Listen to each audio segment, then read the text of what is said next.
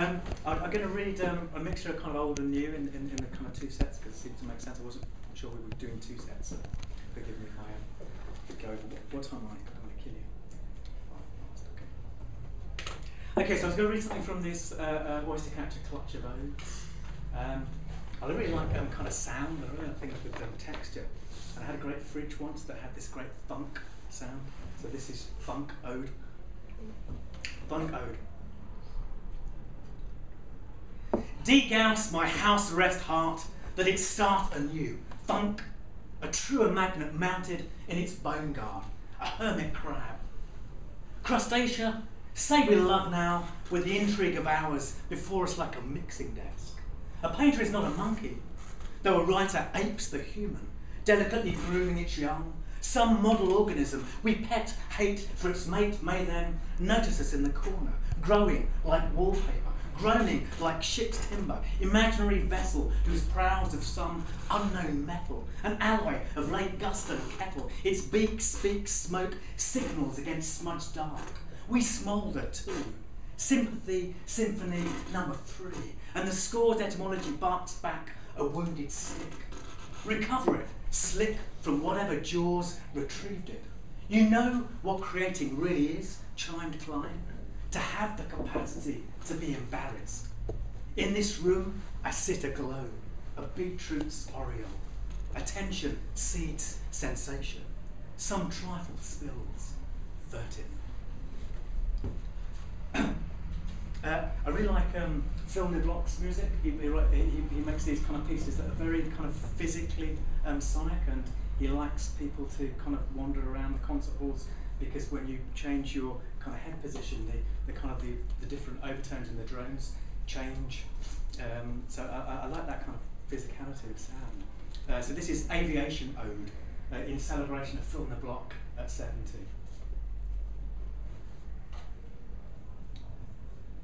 Phil's drones scrambled, all bones in the ear. An act of divination. You'll pass time like water, gain altitude, and any accompanying sickness can be eased, safely strolling steps up your steep, sonically beached conch.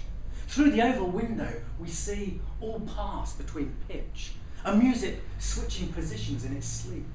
Makes me want a copy of Movement of People Working, vanished, but for a video cloud, 2-inch box, in the web of which a fisherman casts his net, hands prod, poke, pack, cement flat, building the perfect wall, accompanied by jet whale, flurring and fluffing, smudging the rhythms of labour, place my body between intervals, experience turbulence, an orchestra of things sing through their foreheads, songs of insolence and of expedience.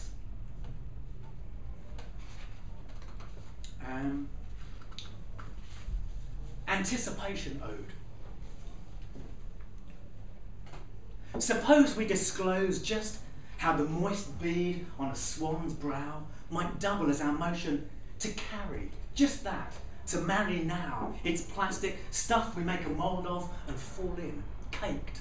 Suppose this wet jewel a credule, coin it, new particle, effervescent present, set up song, here among the supposition crimes, the what is mimes, lean forward, toes claw towards the ground, our perch faces front.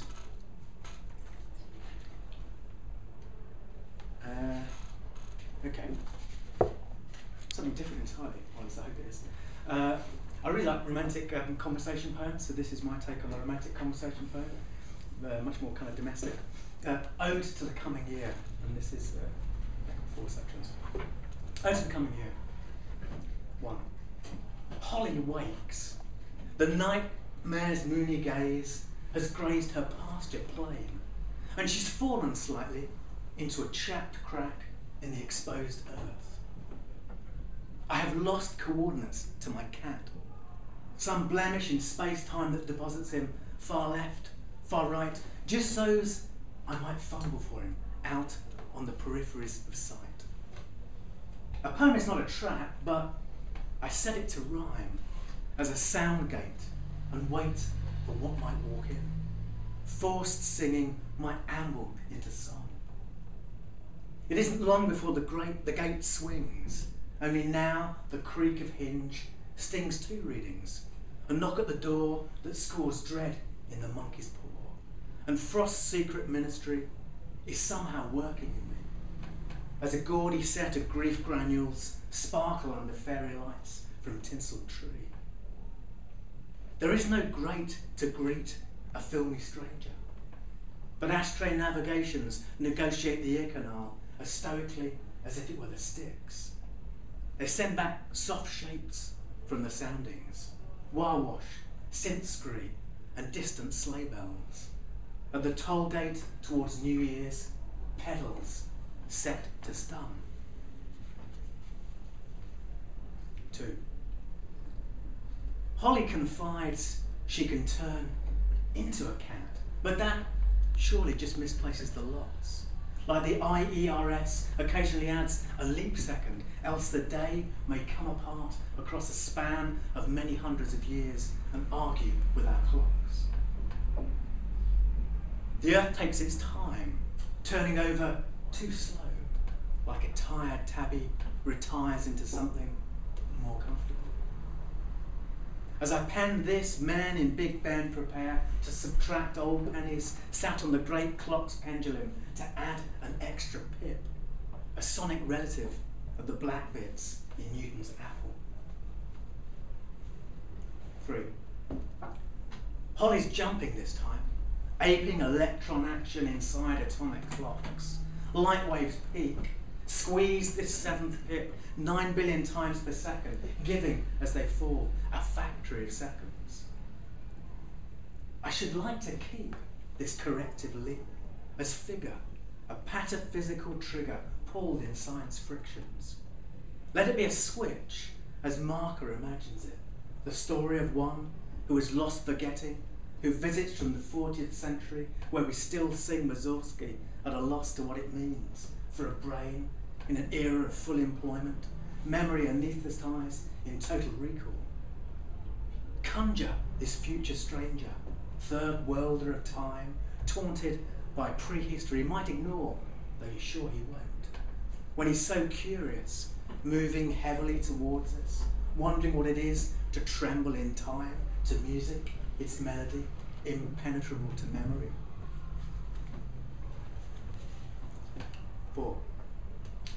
Holly is also a reindeer, a twin lakes. New Year's Day, drier grey and white, so the still pylons might be future trees in some festive other world we've yet to make. Though birds fake its prospect in black arrows, flying pips. We have an annual appointment at the reptile house. The lizards nod a lesson in survival. I snap this tail in the mouth of the departing year and go. Okay. And then something kind of new. I don't know if people were aware that the last Atlantis shuttle mission did something kind of quite interesting and quite kind of strange. When it went up for that final time, it took with it a piece of wood from the tree that the apple that hit Newton on the head allegedly took out to space and blah blah, which I thought was really, really interesting actually. I was kind of thinking about that. I was thinking about V2 rockets that really kind of bombed the crap out of London and other places in the Blitz. V2 rockets technology took us into space. And I had this kind of weird theory that in some sense the founding of the welfare state was Britain's space program. It was this kind of this attempt to recolonise the country as a fair and just land in a way that might as well have been taking footsteps on the moon. So this is a more recent sequence called Newton's Splinter, and I'll play through it. I'm sorry, it's in sections. I won't read the numbers because that was boring. Newton's Splinter. A day in May sucked back through a crack in the cloud ceiling at Cape Canaveral. A 10-centimetre splinter is launched, shot into space to meet the theory it grew only to defy, falling up at the sky. An apple snatched back from Newton's skull, in some kind of conceptual rewind we find ourselves in, freefall, sat outside the apartment of Kabakov's man who flew into space from a catapult of bed springs and braces. The hole in that ceiling, the peeling of a lid.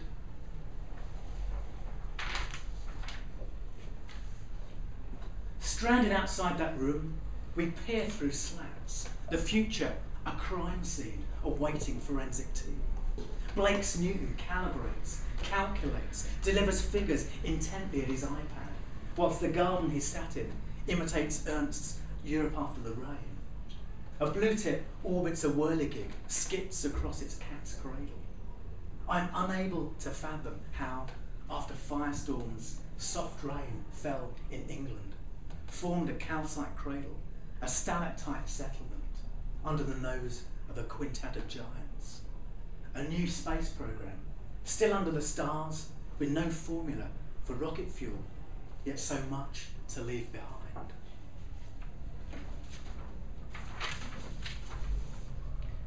And the final missions to mend, send antennae dish, shepherd batteries. Soon Atlantis will pass the pockmarked pocket of the moon, transporting dawn in the form of a robotic arm. A Newton splinter will dance, disregard the actions of an archetypal apple, like Kabakov's hero spins in the weightless knot place of Malevich's black square.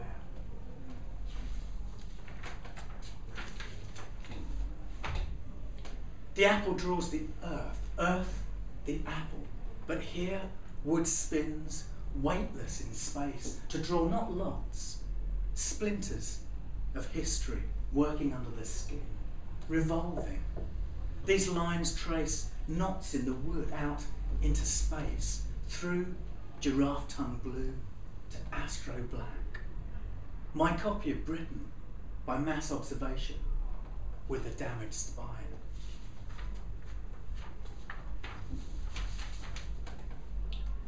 Newton, unseated, mounted in Malevichian black, revolves.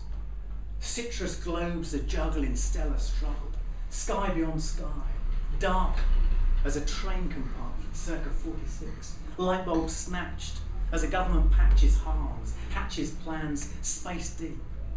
More alien than a banana's curve, lining the passage from cradle to grave. Sugar streets a sparkle under celestial deep freeze. Frosted craters curate the pull to our neighbouring planet. Ghostly grey pocket, we orbit nightly, hide in its soft shelter. What birdfolk nest amongst the rubble, wings misplaced, trace a theory of flight in blitzcrumbs, camera cover black. Comrade Leonev's space gift, leader black, addendum to giraffe tongue blue.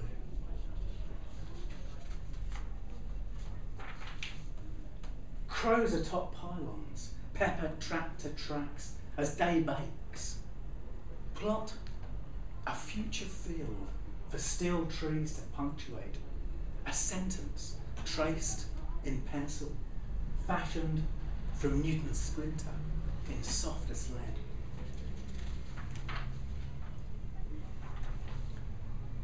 New towns mounted in tarmacadam black, how soft. Motorcraft orbit chalky moons in the fresh gravity of Europe after rain, fire, cave cradles moulded in giant slaying plastic. Mission space brave, Albion a coral garden, lunar reefs, under the negative of snowflakes, cloud ceiling to paint upon. As the Hall of Bulls, Lascaux maps the moon's passage in ochre ellipses. An empty square marks the new moon. Too soon. Park its absence in a soft shape yet to come.